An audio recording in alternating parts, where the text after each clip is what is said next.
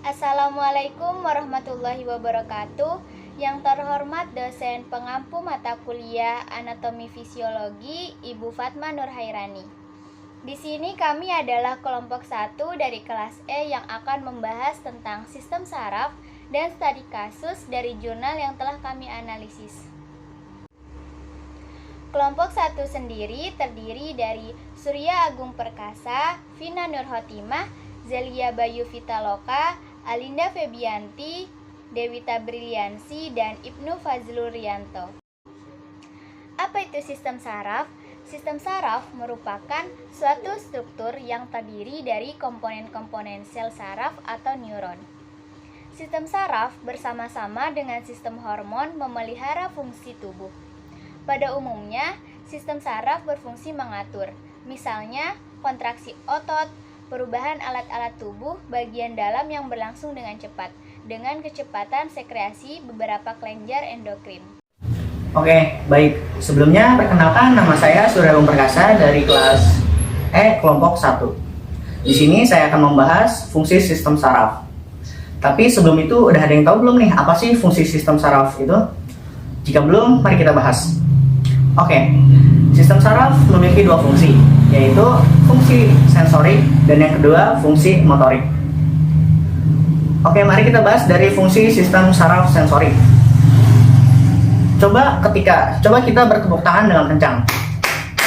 Nah, tangan kita akan merasakan sakit dikarenakan telapak tangan kita ini mengirimkan rangsangan ke otak. Dan itu merupakan salah satu contoh implementasi dari fungsi saraf sensorik. Yang kedua, fungsi sistem saraf motorik. Ketika kita menggerakkan tangan kita untuk bertepuk tangan ini, otak kita mengirimkan sinyal ke tangan kita untuk melakukan tepuk tangan. Dan itu juga merupakan salah satu fungsi sistem saraf motorik. Oke, mungkin itu saja dari saya. Selanjutnya akan dibahas oleh teman saya. Terima kasih. Wassalamualaikum warahmatullahi wabarakatuh. Struktur sistem saraf. Struktur sistem saraf terbagi menjadi 3, yaitu yang pertama saraf otak. Otak berperan sebagai pusat kendali tubuh dan menyusun sistem saraf pusat atau SSP. Sistem saraf inilah yang kemudian bekerja sama dengan sistem saraf tepi untuk memberi kemampuan manusia dalam melakukan berbagai aktivitas seperti berjalan, berbicara, bernapas, hingga makan dan minum. Otak terbagi ke dalam beberapa bagian dengan fungsinya masing-masing. Secara umum, bagian otak terdiri dari otak besar, otak kecil, batang otak, serta bagian-bagian otak lainnya. Bagian-bagian ini dilindungi oleh tengkorak dan selaput otak atau meninges dan dikelilingi oleh cairan cerebrospinal untuk menghindari terjadinya cedera otak. Yang kedua ada sel saraf neuron. Bagian yang tak kalah penting dari anatomi sistem saraf adalah sel saraf itu sendiri atau disebut neuron. Neuron sendiri bertanggung jawab untuk menerima input sensorik, mengirimkan perintah motorik ke otot, dan mengubah serta menyampaikan sinyal listrik di seluruh proses ini. Setiap neuron atau sel saraf tersebut terdiri dari 3 bagian atau struktur dasar. Anatomi neuron tersebut yaitu badan sel yang memiliki inti, yang kedua dendrit yang berbentuk seperti cabang dan berfungsi menerima stimulus dan membawa impuls ke badan sel.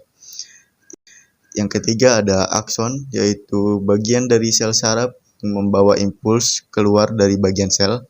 Akson umumnya dikelilingi oleh myelin, yaitu lapisan padat berlemak yang melindungi saraf dan membantu pesan untuk keluar.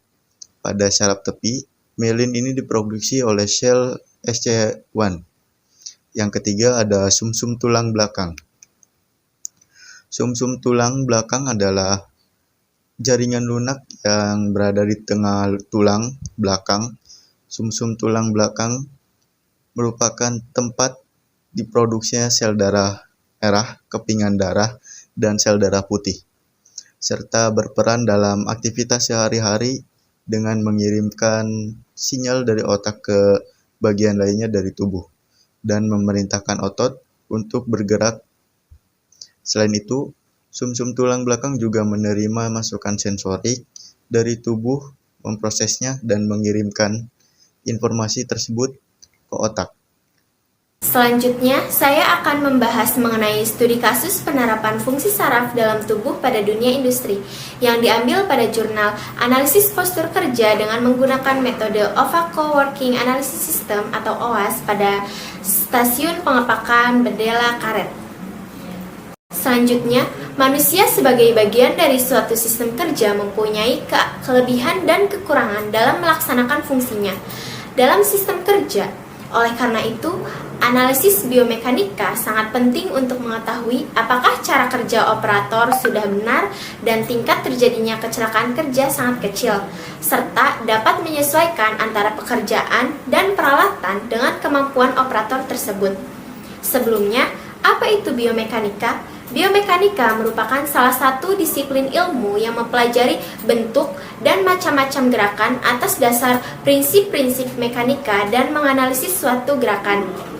Metode biomekanika untuk analisis sistem kerja salah satunya yaitu Ovako Working Analysis System atau OWAS.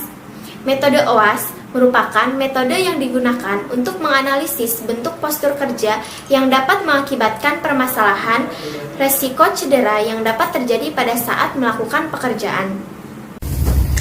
Dalam jurnal tersebut membahas 4 sikap kerja. Yang pertama yaitu sikap kerja berdiri, yang kedua sikap kerja membungkuk, yang ketiga mengangkat beban, yang empat membawa beban.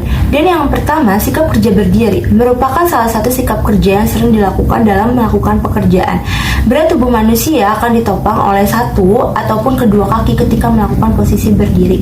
Dan dalam jurnal tersebut membahas tentang nyeri punggung bagian bawah menjadi salah satu permasalahan posisi sikap kerja berdiri dengan sikap punggung condong ke depan. Posisi berdiri terlalu lama akan menyebabkan penggumpalan pembuluh darah vena karena aliran darah berlawanan dengan gaya gravitasi. Dan yang kedua yaitu sikap kerja membungkuk. Sikap kerja membungkuk adalah sikap kerja yang paling tidak nyaman ketika dilakukan dalam sebuah pekerjaan. Posisi ini tidak menjaga kestabilan tubuh ketika bekerja. Dan pada jurnal tersebut membahas tentang bahwa sikap kerja membungkuk dapat menyebabkan slip disc bila diiringi dengan pengangkatan beban berlebih, tetapi akibat tekanan yang berlebih menyebabkan ligamen pada sisi belakang lumbar rusak dan penekanan pembuluh syaraf. Dan yang ketiga yaitu pengangkatan beban. Pengangkatan beban yang melebihi kadar dari kekuatan manusia dapat menyebabkan penggunaan tenaga yang lebih besar pula atau overexertion. Adapun pengangkatan beban akan berpengaruh pada tulang belakang bagian lumbar. Dan yang terakhir atau keempat yaitu membawa beban. Membawa beban terdapat perbedaan dalam menentukan beban normal yang dibawa oleh manusia. Hal ini dipengaruhi oleh frekuensi dari pekerjaan yang dilakukan. Faktor yang paling berpengaruh dari kegiatan membawa beban adalah jarak. Jarak yang ditempuh semakin jauh akan menurunkan batasan beban yang dibawa. Berdasarkan observasi awal, dengan menyebarkan kuesioner kepada 6 orang operator di stasiun kerja pengepakan, diperoleh data 26,8% menyatakan tidak sakit, 42,9% menyatakan agak sakit, serta 27,3% menyatakan sakit, dan yang menyatakan sangat sakit sebesar 3%. Jadi presentasi keseluruhan keluhan didapat 16,7% sangat mengalami sakit.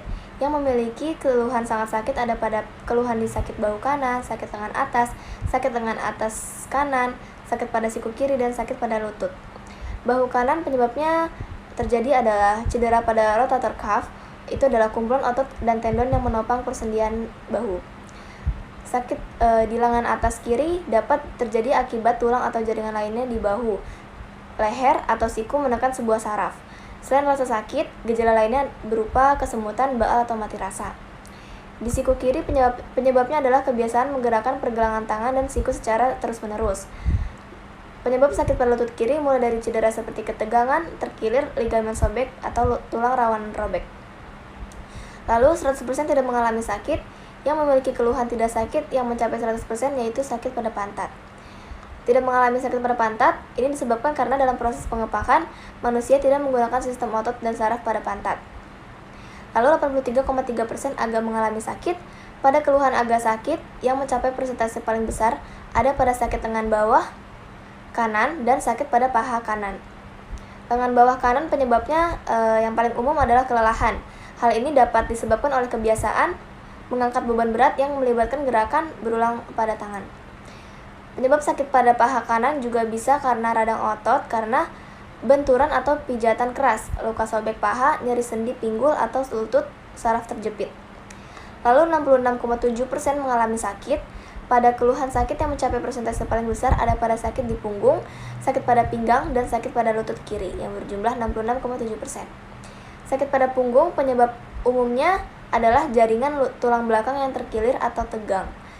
Nyeri seperti ini biasanya terjadi akibat mengangkat benda berat. Selain itu, kondisi ini juga bisa disebabkan oleh cedera tulang belakang. Sakit pada pinggang paling sering disebabkan oleh cedera otot atau sendi di area pinggang. Bisa akibat posisi tubuh yang salah atau mengangkat beban berat, atau juga karena melakukan gerakan cedera secara berulang. Sekian dari kelompok kami, kurang lebihnya mohon maaf. Wassalamualaikum warahmatullahi wabarakatuh.